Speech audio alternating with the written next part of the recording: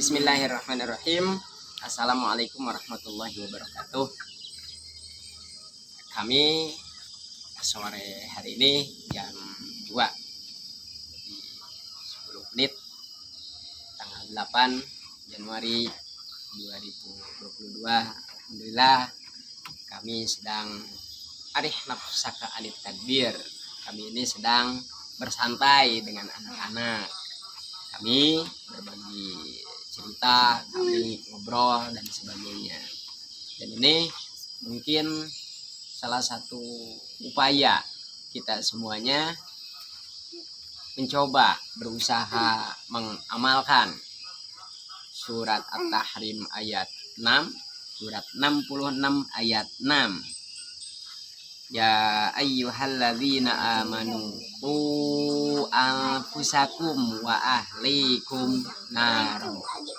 Wahai orang-orang yang beriman, karena kita beriman, maka kita wajib melaksanakan perintah ini dari Allah Subhanahu wa taala. Qu anfusakum. Jagalah oleh kalian anfusakum, diri kalian. Diri kalian itu harus dijaga. Itu satu akar kata dengan kalimat takwa. Jadikanlah diri kalian menjadi orang-orang yang bertakwa. Anfusakum, diri kalian.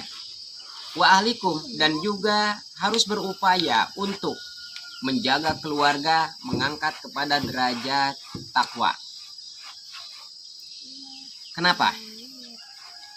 Kalau seandainya tidak kita jaga, maka nar. Allah sudah menyiapkan nar, menyiapkan api. Api ini silahkan kita perhatikan, nar. Di situ ada tanwin. Ini menunjukkan baik api itu api di dunia atau api itu api di akhirat. Api di dunia, seandainya anak itu tidak terdidik, seandainya anak itu tidak terarah, seandainya anak itu tidak kita antarkan kepada kebaikan, yang sebagaimana yang sudah kita ceritakan di konten sebelumnya, bagaimana Luqman, kalau seandainya memang kita tidak menjadikan anak-anak kita ini menjadi orang yang beriman, bertakwa kepada Allah Subhanahu wa taala, maka anak itulah yang akan jadi api buat kita semuanya. Tidak jarang anak melukai orang tuanya.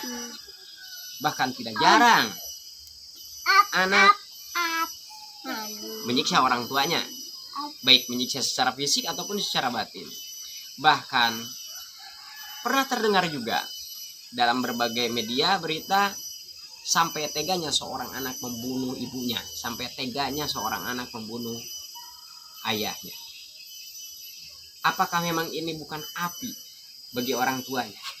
Mungkin bagi aku. Nah, kita semuanya berharap, kami semuanya, mudah-mudahan anak-anak keturunan kita terjaga dari nar, baik nar dunia, terutama nar akhirat nanti. Terlebih nar akhirat nanti, api neraka nanti di akhirat, karena memang kita melalaikan diri kita, melalaikan keluarga kita dari sebuah pendidikan yang layak, sebuah pendidikan yang untuk masa depan anak itu, baik masa depan di dunia ataupun masa depan di akhirat. Seandainya kita terjebak, terjerumus di api neraka karena dihukum oleh Allah Subhanahu wa taala, ingat, alaiha malaikatun ghilamu syidadul la ya'sunallaha ma amarahum wa yaf'aluna ma yu'marun. Api neraka nanti penjaganya itu banyak.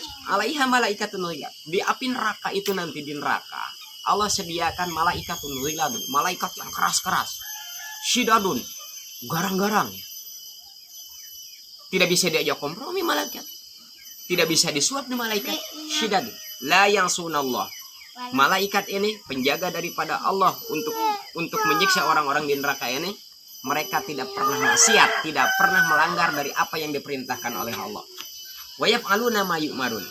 Dan malaikat-malaikat ini pasti 100% dia melaksanakan apa yang diperintahkan oleh Allah Subhanahu wa taala. Kata Allah siksa, siksa. Kata Allah lepaskan misalnya, lepaskan. Itu terserah bagaimana perintah daripada Allah. Dan itu dikarenakan kita semuanya tidak menjaga diri kita, tidak menjaga keluarga kita. Ingat saudara-saudara, salah satu hadis Rasulullah SAW dari berbagai riwayat, salah satunya ada di hadis Bukhari. Rasulullah SAW mengatakan, kullu mauludin yuladu alal fitrah. Setiap anak yang dilahirkan itu dalam keadaan fitrah, dalam keadaan suci, bersih, ibarat kertas yang putih. Fa'abawahu yuhawwidanihi wa yunassiranihi wa yumajjisani. Dalam redaksi lain, fa'abawahu yuhawwidanihi au yunassiranihi au yumajjisanihi. Siapa yang menulis kertas itu? Kedua orang tuanya. Fa'abawahu. Oleh karena ulah orang tuanya lah anak itu bisa menjadi Yahudi. Oleh karena orang tuanya lah anak itu menjadi Nasrani. Oleh karena orang tua itulah anak-anak itu bisa menjadi Majusi, para penyembah berhala dan sebagainya. Nah, loh, kenapa ini disandarkan kepada orang tua? Apakah memang tidak ada anak yang dididik oleh orang lain, begitu dia lahir sudah tidak ada ayahnya, beberapa hari kemudian ibunya meninggal, lantas siapa yang menjadikan Yahudi atau Nasrani? Ingat, ini sebuah isyarat saja. Fa'abawahu itu adalah sebuah isyarat, artinya lingkungan yang terdekat ke anak itu. Dan yang terbanyak lingkungan terdekat terhadap anak adalah ibu dan ayahnya.